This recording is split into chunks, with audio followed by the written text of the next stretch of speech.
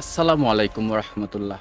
মধ্যপ্রাচ্যের কয়েকটি গুরুত্বপূর্ণ খবর আমি আপনাদেরকে জানাবো আন্তর্জাতিক গণমাধ্যম আল জাজিরা থেকে বাংলায় অনুবাদ করে।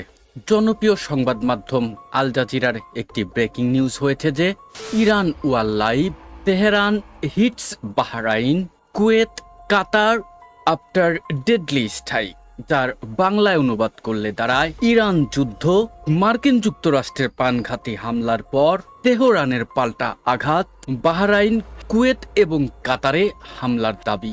এই শিরোনামটি করেছে জনপ্রিয় সংবাদ মাধ্যম Al Jazeera.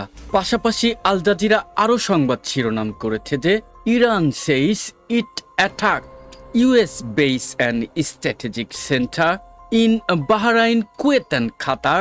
US bombed Iranian cities for a second consecutive night.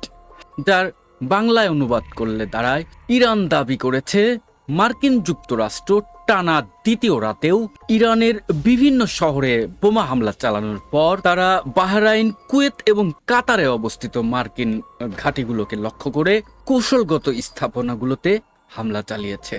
Al Jazeera আরও একটি ব্রেকিং নিউজ লিখেছে, the US attacks killed 14 people and wounded 78 over 2 days with blast reported in Iranian cities along the Strait of Hormuz, including Bushehr, Khabahar, Bandar Abbas and Istaiq, যার বাংলায় করলে দাঁড়ায় গত 2 দিনে মার্কিন যুক্তরাষ্ট্রের হামলায় 14 জনের মতো নিহত হয়েছে, 78 জনেরও বেশি মানুষ আহত হয়েছে। একই সঙ্গে হরমুজ প্রণালীর তীরবর্তী বুশেহর, চাবাহার, বান্দার আব্বাস ও সিরিক শহরগুলোতে বিস্ফোরণের খবর পাওয়া গেছে।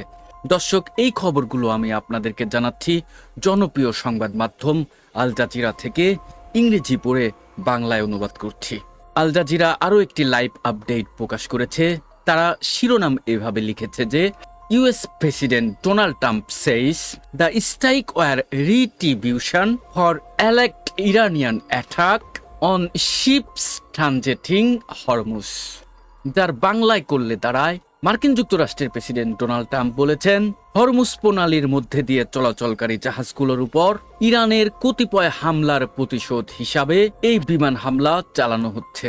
এদিকে ইরানের নিহত সর্বোচ্চ নেতা আয়াতুল্লাহ আল খামেনির তার এই মরদেহটি আজ তার জন্মস্থান মাশহাদে দাফন করা হবে।